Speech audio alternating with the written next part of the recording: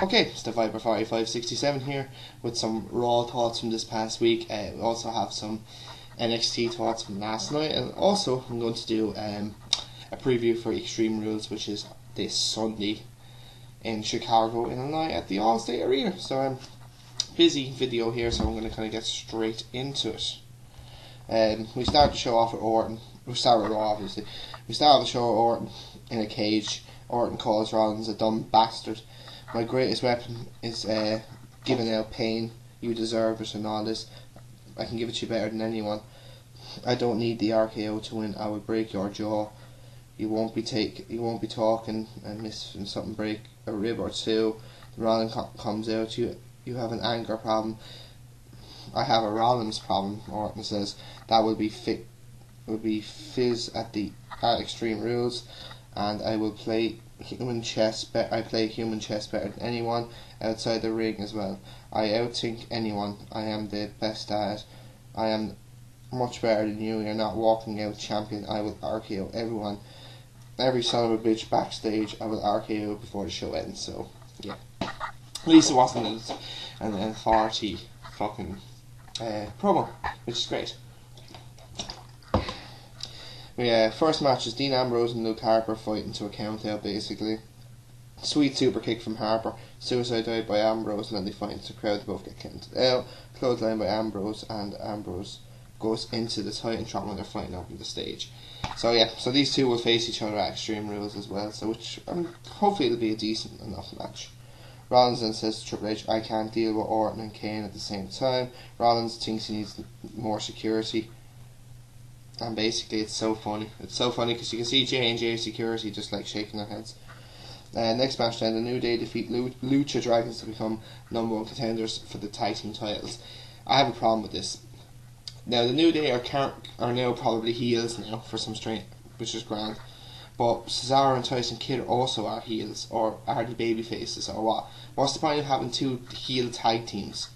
It just does not make sense. That's why I was saying, if Cesaro and Kidd are still heel, why in God's name did the Lucha Dragons not get this match? For fuck's sake, the New Day absolutely fucking suck. Big E, I have no time for. Kofi Kingston can do stuff. If he was Kofi Kingston, I had a lot of time for years ago, but now I just don't care about him. Quite frankly, Lucha Dragons versus Cesaro and Kidd now would be a fantastic match, but WWE would find some way of fucking that up anyway. But they win because of count out, basically, because of fucking Xavier Woods pulling them. But after the match, then Orton RKOs both Cody and Xavier Woods. Big E bails, basically. But I have a serious problem with the New Day. I fucking hate them. It's an absolute ridiculous gimmick.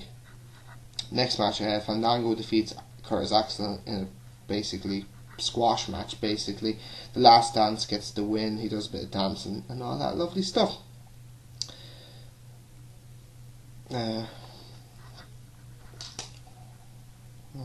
Triple H then comes out to promote Tough Enough, but at first he said this time last year the Authority was at a crossroads. We'll be looking for the new future, Seth Rollins. And obviously Seth Rollins will be the future, the next, basically the top star for the next 10 years. Basically he wants Rollins to be that man. All this Tough Enough fucking returns and all that. Here comes Kane, basically saying he texted Triple H over the last couple of weeks, emailed him all that lovely stuff. Triple H said, I'm just letting you cool down. Kane is quitting. He's giving these 2 weeks notice. Here comes Rollins. We don't need a loser. You're a coward. You're not a champion because of me. Kane goes mental, basically. And apparently now he's going to be the guardian of the gate, which is at the Extreme Rules, which is good for him.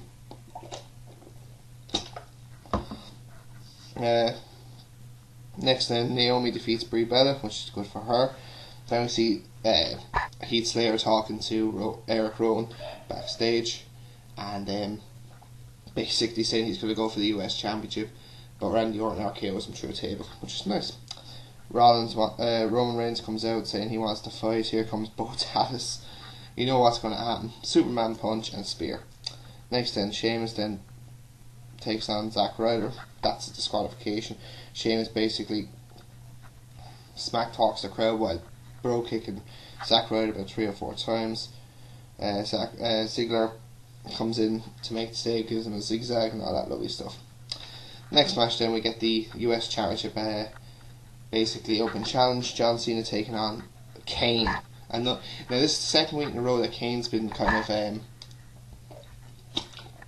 basically in the hot topic of Raw. Basically, it's getting a bit ridiculous now. Cena wins. Who gives a fuck? And then we get the fallout match between Miz and Mizdow. Winner gets the Miz rights. Basically, Miz wins that thanks to Summer Rae basically gouging the eyes of Mizdow. Skull crushing finale gets the win. Ryback then takes on Adam Rose. Like Shell Shock gets the win and all that lovely stuff. Who gives a fuck? Then we get our main events. Seth Rollins defeating Dolph Ziggler in a decent match. Apparently now the fucking, what would you call it? The curve stomp is now being banned from WWE, and so is apparently going to be Daniel Bryan's high knee. Now I have problems with this. I'm getting sick and tired of WWE fucking banning moves that are on head. In this case, Timmy Wise does not have fucking wrestling altogether. I can understand, yes, head injuries are a fucking absolute life threat. We all know that. I can understand, I do appreciate that, but at the same time, for fuck's sake, like, with curve stomps been around for the past 2 fucking years, get a fucking grip, like, get a grip. Like, for fuck's sake, the curve stomp is not that fucking bad now. To be fair, the high knee, yes, that's a little bit, because if you do it wrong, it could actually potentially kill someone, but, or whatever, or seriously injure them, or even brain damage, whatever, but still, like, I'm just getting sick of this bullshit from WWE. Eventually, there's no wrestling going to be ever in terms of WWE. WWE is going to be gone. Because like, they're going to ban... The pile driver is gone. Except for the tombstone. Sure, I'm surprised that's still around. I'm sorry, but like... It's not a major thing, but still... You know, because when I seen Rollins doing this new move, I said, what the fuck? Like, I said to myself, like, not another one. I'm just so sick and tired of WWE ruining... Like, it's...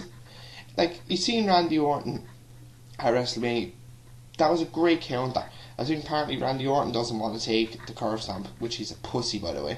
Because no offense, Orton's been around the wrestling industry now, what, the best part of fucking 16 to 17 years. Like, he's not a newcomer. Dean Ambrose is willing to take it, apparently. So, I don't know. But a nice DDT gets 2 for Ziggler, which was very nice. Nice insecurity by Rollins gets 2. Nice, it's a DDT type move, gets the win. Triple H comes out, again, Rollins runs his mouth a bit about basically Kane. Here comes the cage. And Kane comes out, but obviously the cage is coming down, and Orton is behind him. He gives him an lovely RKO, which was fucking beautiful. Kane with a big smile on his face, which would say like "fuck you." But again, this Raw really sucks in my opinion, and worse than last week by a mile. Like, it's just, Raw just continues. It's been bad for years. It's been bad for what, the best part of about 6-7 years now. Well, yeah, about the last 6-7 years, Raw, you get like 4 or 5, maybe 6 shows a year that are good, but this week it's just so boring. Again, like, it's all builds around Kane again. 2 weeks running, like, come on, like, the guy is like, if you're going to be revolving your show around one guy, especially Kane, you're in trouble. You're in real trouble. If Raw's bad again next week, I probably won't review it, but I don't know, I'll see, but I will do NXT obviously, but yeah. But Raw was pretty poor. Ziggler versus Rollins, the match was okay, but it was just a glorified Raw match. Every other match was crap. Kane Cena was really poor. Zack Ryder must just give up wrestling altogether in general in terms of WWE. But I thought Lucha Dragons and New Day could have been a little bit better in my opinion, because like Kofi Kingston ain't that bad. It wasn't that bad. It wasn't a terrible match, but it could have been so much more. Klesto did some more good work again. That guy needs to get, no disrespect, he needs to get away from Sin Cara. I think just after a while he needs to kind of go on a singles career. But so that's that's all I want to talk about Raw. That's all. I've talked about everything. After the Miz match, actually, I forgot to say Orton RKO'd Miz. Yeah, there we go. That's everything talked about for Raw this week. So we'll go on now and talk about NXT. This show was a little bit better. It's we finally have a decent show to talk about. So we kick off the show with Finn Balor defeating Ty Dillinger, and it's basically a squash match, basically, really, to be fair. The coup de grace got the win. Some nice stuff, obviously, from Finn, like obviously doing his usual kicks, The drop kick in the corner, the drop kick that sends your man into the corner. He does a few other little things. The doubles. It's just really looking forward to seeing Finn Balor on the main roster. I think he can definitely do some good stuff with potentially some other decent superstars. Done some other good stuff, but But after the match, then Tyler Breeze kind of calls him. He's getting sick of people talking about Finn Balor, saying basically he's just another flavour of the month, and basically he's not. Basically, like, Tyler Breeze is basically dominated NXT. Yeah, it's kind of funny he says he's dominated, yet he's never been NXT champion. So kind of a silly kind of way of saying that he's dominated, even though he hasn't been a champion. But hey, I like Tyler Breeze, but I think Finn Balor has to win that rivalry, though. Personally, that's just my opinion. Next, then we get our triple threat match for the number one contendership for the women's championship. Becky Lynch defeating Bayley and Charlotte in a decent women's match. Actually, I must say this is really good. This is good.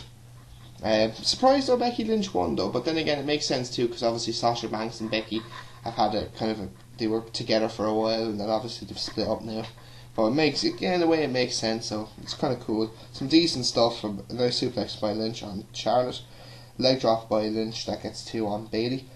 Becky Lynch works a lot on the leg of Bayley throughout this match, and so does Charlotte, which was good. Good to see Bayley selling it for most of the match, but she forgets in some parts. But I don't really bother about that really. But she's natural selection, while Bayley is I think Bayley's the one who's getting the thing.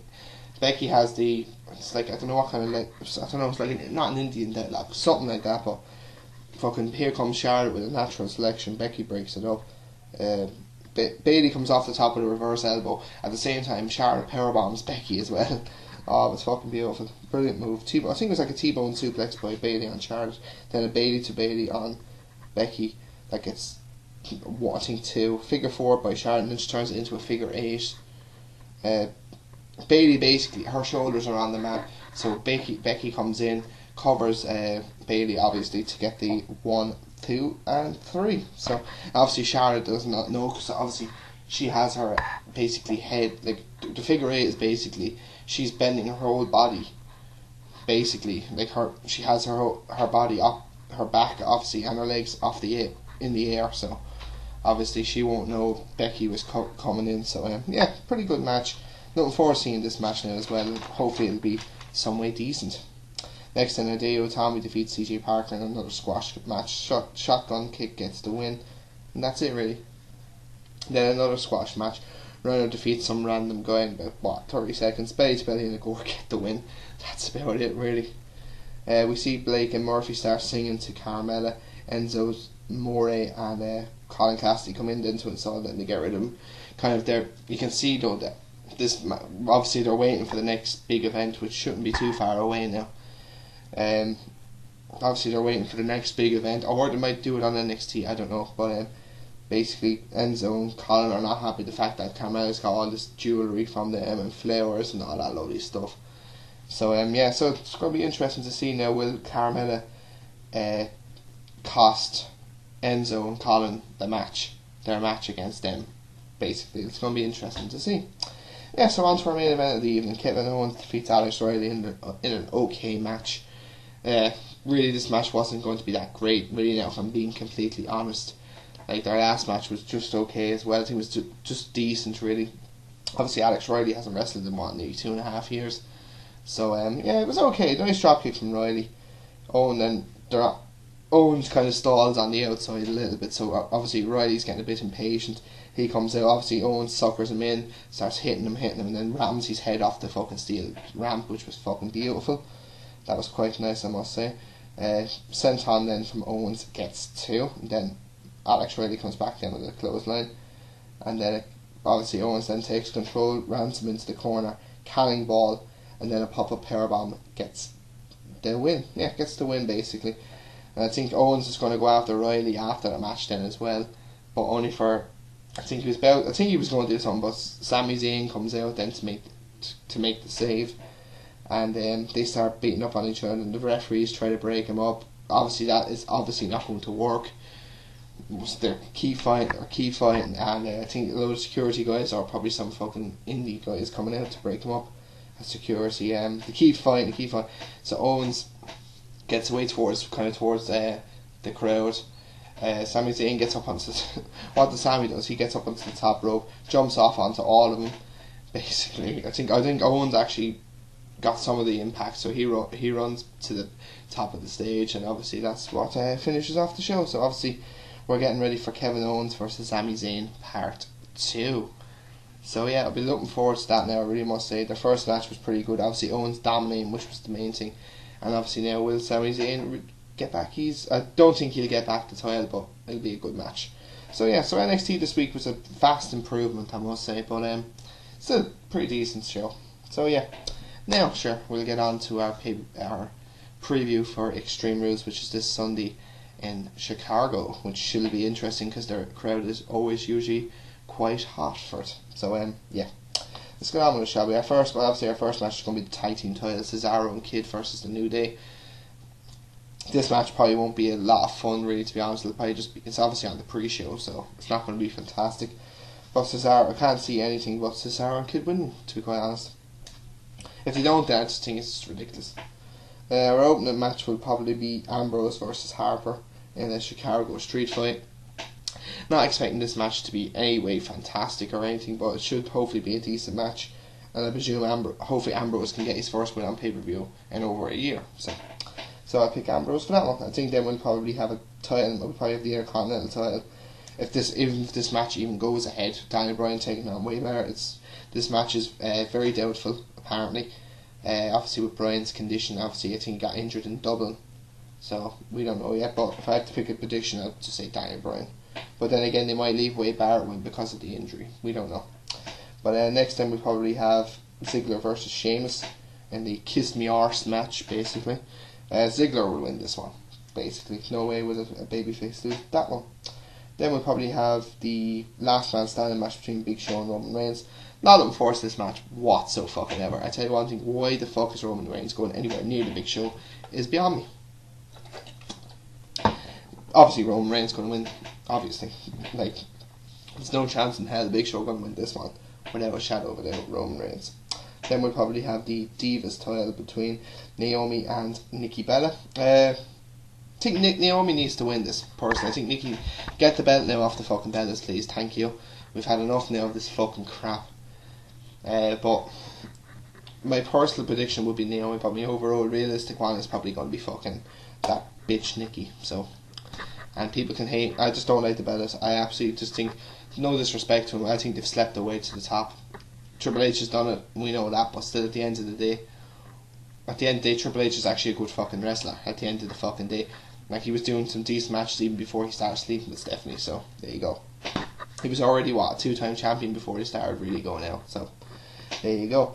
But that's for another day. Then we'll have Cena versus Rusev in a Russian chain match. Cena wins without a shadow of a fucking doubt. We all know Cena's going to win. Not going to be happy about it personally, but that's just my personal opinion. I think Rusev needs to win this match, find some screw job way of winning. Then if Cena wants to win the return match, fair enough. But hey, Cena's going to win.